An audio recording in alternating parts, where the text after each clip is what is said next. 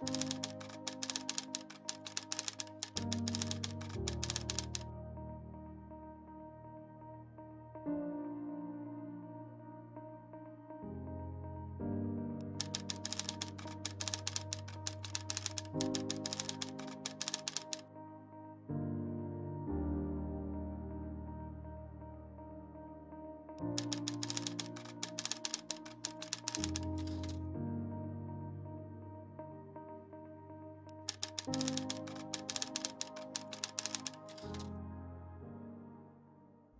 Plano Real foi fruto, primeiro, da experiência passada.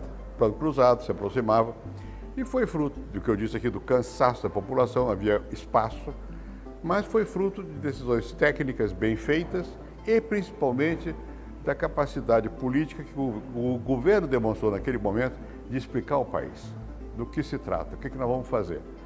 Uma das decisões que eu reputo mais importantes foi tomada aqui em São Paulo, porque o grupo que fazia o Plano Real vivia se escondendo de vocês, da imprensa, não sei o que e tal.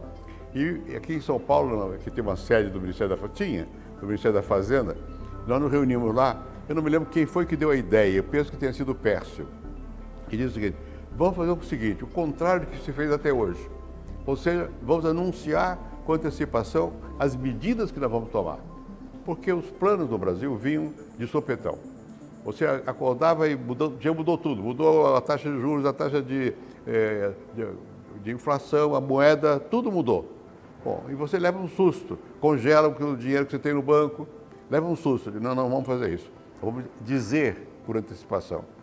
Então, a tarefa de comunicar ao país foi muito importante. E o país estava querendo ouvir, porque não adianta você falar, precisa que as pessoas queiram ouvir. Estava querendo ouvir as medidas. Então, o meu papel foi muito mais de político do que de economista, que eu não sou. Eu sou sociólogo, não sou economista. Conheço um pouquinho, mas não sou. Bom, e o meu papel era falar. E você, como eu disse aqui, não adianta você falar, porque que os outros ouçam. E você sabe, os que melhores sabem se comunicar são os jornalistas, são os comunicadores. Então, eu ia muito à televisão, ao rádio, ao jornal. Eu falava sem parar, para explicar o que nós íamos fazer. E nós fizemos, né?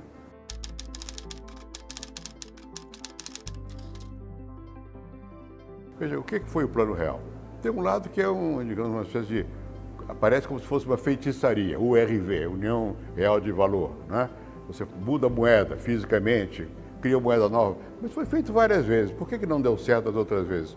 Porque não foi feito o complemento. O cruzado quase deu certo, mas não foi, faltou qual era o complemento? Botar as contas públicas em ordem. Isso leva muito tempo. Renegociar a dívida dos municípios, a dívida dos estados, a própria dívida externa do país. Bom, o Real foi essa engenharia toda. Ele é um processo, não é um ato, né? Então, o que nós fizemos foi reconstruir as bases para o bom funcionamento das finanças públicas no Brasil, né? Isso foi importante, ao lado, naturalmente, simbolicamente, da troca de moeda, da demonstração pela URV, que você pode ter uma moeda estável enquanto a outra vai se desvalorizando. Tudo isso é importante para educar a população, mas o fundamental é mexer nas contas públicas. E você tem que privatizar, os bancos que estão quebrados, você não pode deixar que funcionem como funcionavam. Os bancos estaduais no Brasil eram bancos emissores, porque os governadores tomavam empréstimo dos próprios bancos dos estados. Nós fomos fechando. Isso não é popular. O popular é o resultado, mas o caminho precisa de coragem.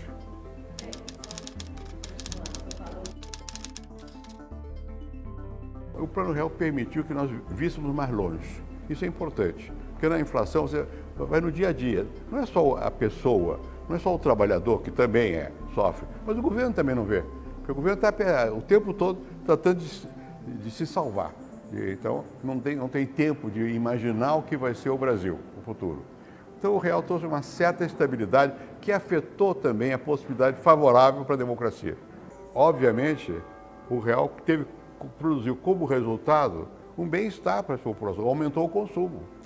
Os outros passos nós começamos a dar também, né? Não se esqueça que a Bolsa Família deriva do Bolsa Escola.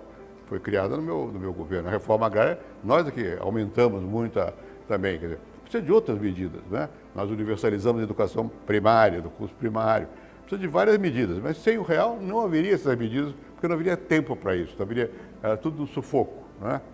Mas o fato é que era importante as duas coisas, tanto você estabilizar a economia, quanto fazer medidas tomar medidas que levassem ao bem-estar maior da população.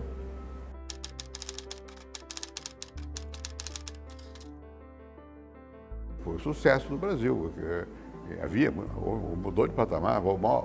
Eu me lembro, a primeira vez que eu era ministro da Fazenda, que tive que ir lá ao Fundo Monetário, eu era o pintinho feio, a galinha fora do ninho, porque a Argentina, o México, estavam brilhando, estavam tomando medidas. Algumas não deram certo, mas eles brilhavam na época. E o Brasil não. O Brasil já tinha fama de não conseguir. Então, quando nós conseguimos, é claro que isso deu um impulso grande. A possibilidade do Brasil ter uma presença mais ativa nas relações internacionais. Quando eu fui presidente, no caso da América Latina, principalmente no Sul, na América do Sul, bom, nós tínhamos, eu não gosto de usar essa expressão, mas nós tínhamos uma certa liderança na região. Isso não haveria se não houvesse estabilização da economia.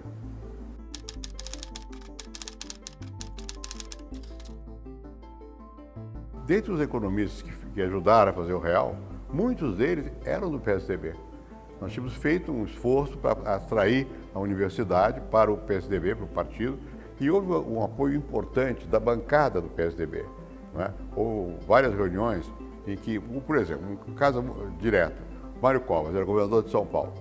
Bom, na hora de fazer a aplicação do real, nós fizemos uma reunião, o Mário participou, foi no meu apartamento. E, a uma certa altura, o Mário disse, olha, eu não estou entendendo muito bem o que vocês vão fazer. Porque ele queria saber se ia haver ou não. No fundo, todos queriam congelamento. E nós não íamos fazer congelamento. Mas eu confio, eu vou defender. E defendeu. Quer dizer, aquilo foi importante. Né? No começo, o José Serra me ajudou, porque nós tínhamos um plano mais de controle fiscal. O Serra ajudou. Quer dizer, o papel do PSDB na definição do real foi importante. Essa gente toda criou uma massa favorável no meio político ao real. E, por consequência, o PSDB. Nós ganhamos com certa margem de folga. Né?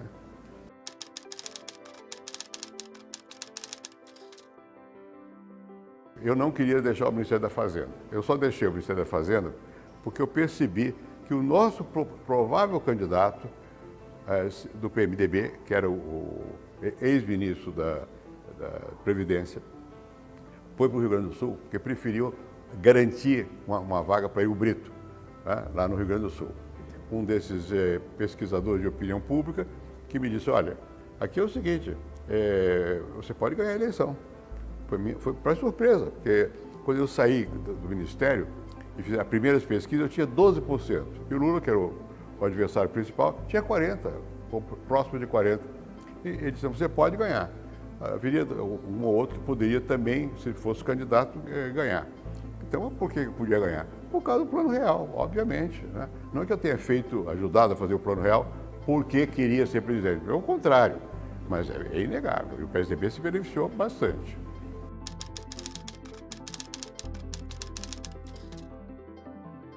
O pessoal atual, quando vê a inflação, 4 pontos, não sei o que, já fica nervoso. Ótimo. O bom é que não tivesse nem isso, né? Mas, de qualquer maneira, é uma mudança fundamental. A geração nova teve a sorte de que a antiga, esse problema parece que foi resolvido. São 25 anos. Nós não mudamos mais a moeda, o governo aprendeu a controlar a taxa de juros e tal, os gastos. Então, acho que foi um progresso grande.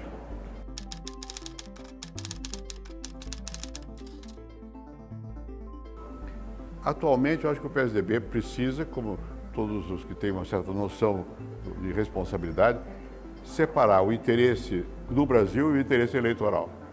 Às vezes as pessoas raciocinam, eu não vou votar contra a reforma da Previdência porque isso vai beneficiar este governo. Não, eu acho que tem que apoiar o que for correto.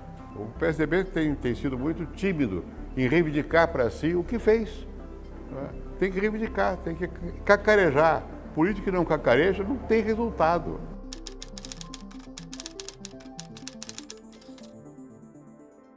Quando há polarização, a razão fica meio sofrida, porque a polarização não se dá por motivos racionais, mas pela emoção. Eu estou de um lado, eu estou do outro. Toda hora, as pessoas não veem o resto. Bom, isso, a meu ver, não deve fazer com que o PSDB desista da racionalidade. Porque também não é para sempre assim. É um momento de polarização. Daqui a pouco as pessoas se cansam da polarização, querem resultado, né? A preocupação, a meu ver, do PSDB não é de aceitar a polarização, mas é de mostrar que o caminho dele não é o do meio, indiferente. Não é isso, não. Ele tem lado, né? Agora, ele usa esse lado sabendo que há outros lados e disposto a negociar, porque é uma diversidade. Ele é democrático, né? Mas ele tem lado. Qual é o lado? Como é que você pode, num país com tanta desigualdade, ter o lado diferente, senão daqueles que mais precisam? Tem que ser do lado dos que mais precisam.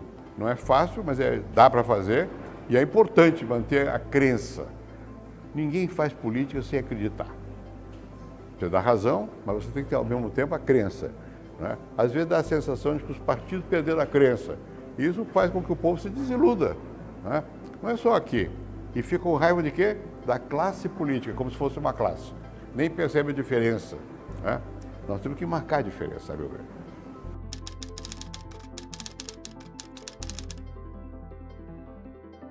Eu sou geralmente otimista, né? Há momentos que você fica com preocupação. Mas eu acho que nós conseguimos disseminar no Brasil, não foi o PSDB sozinho, nem foi o Real, mas a própria transformação da sociedade, a entender que precisa de democracia, porque que nós queremos a liberdade. Eu vi o Brasil se transformar. Eu nasci em 1931, há 88 anos. Bom, eu vi a mudança, foi enorme. São Paulo eu vi crescer, né? O Rio também, mas menos, porque já era grande, né? Eu vi crescer São Paulo, eu vi o Brasil se industrializar, né? Eu vi o Brasil ser ditadura e ser democracia. Então eu acredito, eu acho que esse povo tem muita força. Todo dia levanta para trabalhar, vai para a fila de ônibus, não sei o que, e faz, e acredita, e continua.